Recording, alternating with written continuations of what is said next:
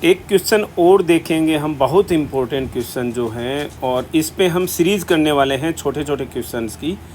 तो रीड करते जाइएगा हमारे जो छोटे छोटे वीडियोज़ हैं आप, ताकि सहूलियत रहे बच्चों के लिए कि एक ही लेंदी वीडियो के साथ में आपको लंबे टाइम के लिए नहीं बैठना पड़े। Which fluid causes water to shift from cells to plasma to cause the cells shrink. अब आपको देखिए ये इस तरीके के जो क्वेश्चंस आते हैं, इसमें आप थोड़े समय के लिए याद रहता है, फिर वापस भूल जाते हो। अगर आपने बेसिक ऐसे क्वेश्चंस में याद नहीं किया तो ये प्रॉब्लम हमेशा के लिए आपको आती चली जाएगी। इसके बेसिक्स के लिए हमने आपको ऑस्मोसिस ऑलरेडी पढ़ा रखा है, और हम वापस क्लियर कर देंगे इस छोटे सी वीडियो में आपका कि फ्लूइड जो है वो किधर से किस साइड में मूव करता है ऐसे केसेज में। क्वेश्चन आपको क्या कह रहा है कि कौन सा सॉल्यूशन जो है वो फ्लूइड को किधर से, सेल्स से प्लाज्मा की तरफ में शिफ्ट करेगा, ताकि सेल्स जो हो श्रिंक हो जाएंगी। अब देखिए इस क्वेश्चन पे बाद में आते हैं। फ्लूइड जो है वो किधर से किस साइड में हमेशा शिफ्ट होता है। फ्लूइड जो है शिफ्ट होता है ऐसे केसेज में हमेशा क्या हो रहा है, ओस्मोसिस हो रहा है। जहाँ पर भी फ्लूइड शिफ्टिंग का नाम आ जाए, हमारी बॉडी, देखो जनरल सी चीज़ें आप दिमाग में रखनी पड़ेंगी। हमारी बॉडी में जब भी कोई चीज़ फ्लूइड शिफ्ट की बात आए तो वो वहाँ पर क्या हो रहा है, ओस्मोसिस हो रहा है। दूसरी बात, अब ओस्मोसिस की 3 कंडीशन जो हमने आपको बार बार बताई हैं, ये एक सेमी परमिएबल मेम्ब्रेन के अक्रॉस होता है। तो ऑब्वियस सी बात है ये सेल है और यहाँ पर ब्लड प्लाज्मा है, दोनों के बीच में ये जो बैरियर है ये सेल मेम्ब्रेन है और ये एसपीएम का काम करती है। क्लियर है।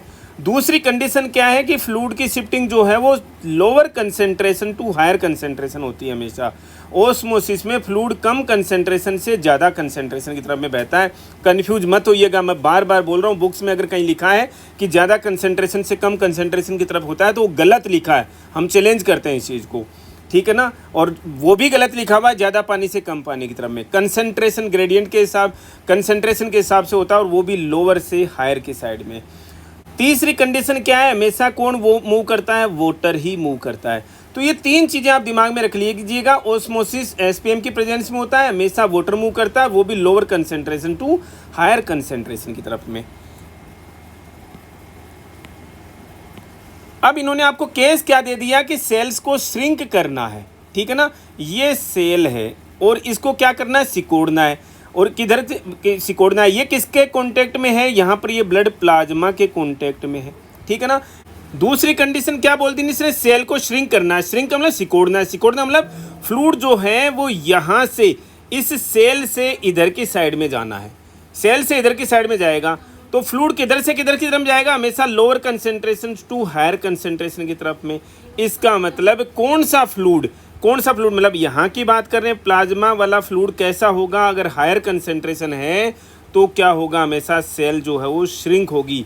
ये कंसेंट्रेशन हाई है, ये कंसेंट्रेशन लोअर है। हायर कंसेंट्रेशन का फ्लूइड क्या होता है, हाइपरटोनिक होता है। आई होप आप लोगों को ये चीज़ समझ में आई होगी। कैसे फ्लूइड में आप सेल को डिप कर दोगे तो वो श्रिंक हो जाएगी। आप किसी हाइपरटोनिक सॉल्यूशन में सेल को मर्ज कर दो, डिप कर दोगे तो वो सेल जो है वो श्रिंक हो जाएगी, सिकुड़ जाएगी।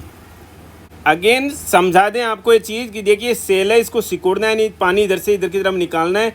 पानी कब निकलेगा, अगर इसकी कंसेंट्रेशन कम होगी तो ही निकलेगा, बाहर की कंसेंट्रेशन ज़्यादा होगी तो ही पानी बाहर आएगा। तो ऑप्शन क्या करेक्ट हो गया इसका, हाइपरटोनिक सॉल्यूशन।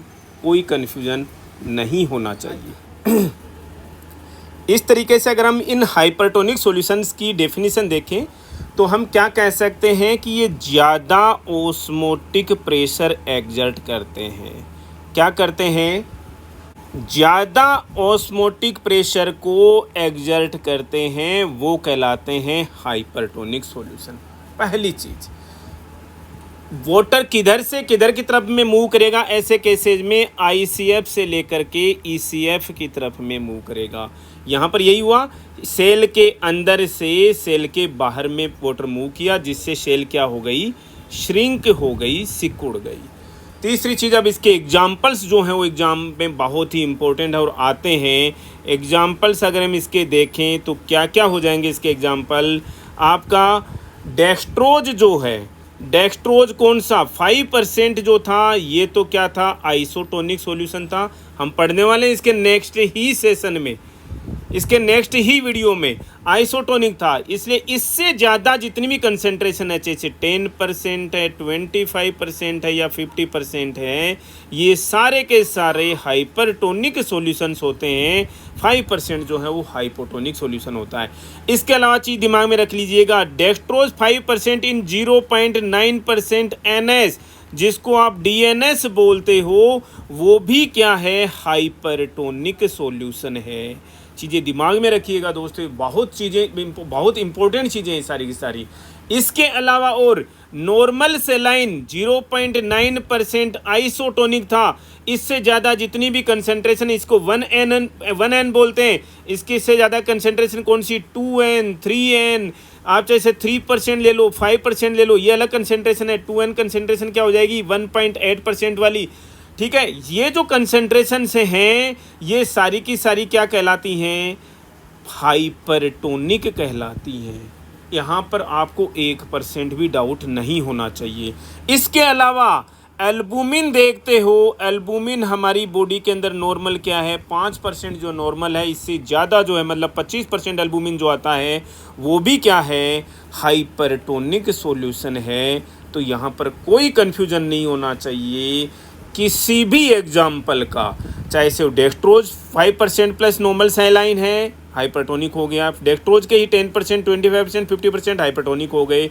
डेक्सट्रोज का नॉर्मल सेलाइन 0.9% के साथ ऑलरेडी हमने बता दिया हाइपरटोनिक है। नॉर्मल सेलाइन 0.9% के अलावा जितने ज़्यादा वाले, कम वाले नहीं, ज़्यादा वाले, वो सारे के सारे 1N तो नॉर्मल आइसोटोनिक हो गया। इसके बाद में 2N, 3N, ये सारे के सारे क्या हो गए, हाइपरटोनिक हो गए। इसके अलावा एल्बुमिन कौन सा, 25%, ना कि 5%, 25% जो है वो क्या है, हाइपरटोनिक सॉल्यूशन है। Thank you.